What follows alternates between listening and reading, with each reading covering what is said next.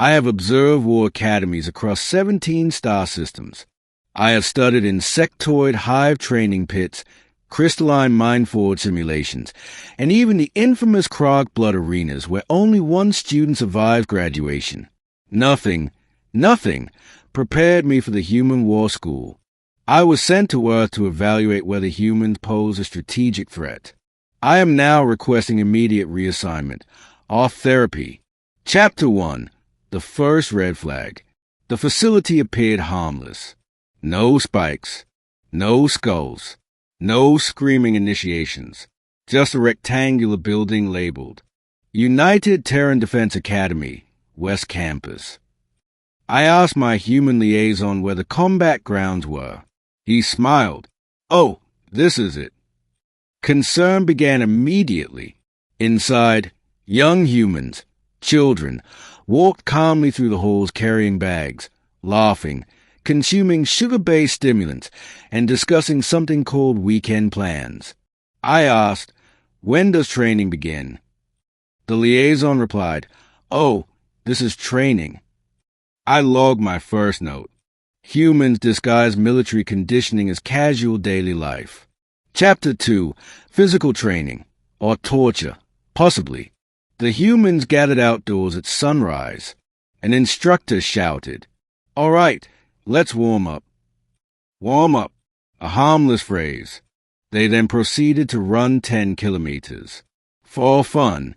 Afterward, they lifted weighted objects while yelling encouragement at each other. One human collapsed. I stood up in alarm. He is injured. The instructor glanced at him. Walk it off. The human stood up and did. I added another note. Humans refuse to acknowledge pain unless it becomes inconvenient. Chapter 3. Combat classes. Why are they smiling? Next came hand-to-hand combat. No energy shields. No safety fields. Just humans hitting each other. I asked if these were disciplinary punishments. The liaison laughed. No, this is bonding. One student was thrown to the ground. He laughed. Another student dislocated a shoulder. He apologized to the person who dislocated it. I began sweating through my exoskeleton. Humans associate violence with friendship. Chapter 4. Tactical theory. This is where I panicked. In a classroom, students studied battlefield simulations. I expected formal doctrines. Instead, I heard things like, what if we're outnumbered? Good. More targets. What if the plan fails? Then we improvise. How? Aggressively. One student raised a hand. Sir, are we allowed to weaponize environmental hazards? The instructor nodded. If it exists, it's a weapon. I nearly fainted. Human strategy includes creative violence. Chapter 5. The history lesson. They celebrate this. They studied past wars. Not with shame. With pride. They analyze defeats not as failures, but as learning experiences. One student said, we lost that battle, but we learned not to do that again.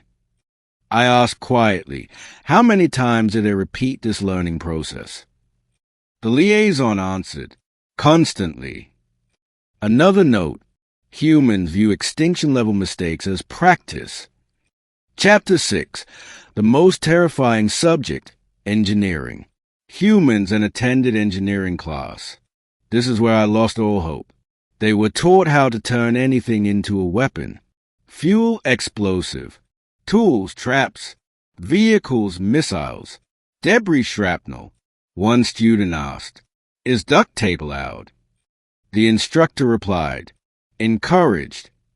I requested clarification. Apparently, duct tape is a universal human solution.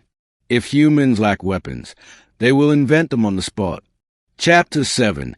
Psychological conditioning. They call it team building. The students were divided into groups. Each group was given impossible tasks with limited resources. Some failed. They laughed. Some succeeded. They celebrated. Failure did not reduce morale. It increased it. I realized something terrifying. Humans do not break under stress. Stress sharpens them. Chapter 8, Graduation Day. The ceremony was calm. Families attended. Smiles everywhere. These newly trained warriors hugged their loved ones. One parent said proudly, "I hope you don't have to use this training." The graduate smiled. "Me too." I believed them. That's what scared me most. Final assessment. WHY this report is funny and horrifying. I was instructed to determine if humans were a threat. Here is my conclusion. Humans do not train for war. They prepare for chaos. They are not aggressive by nature. They are adaptable, and adaptability is more dangerous than strength. Final galactic recommendation.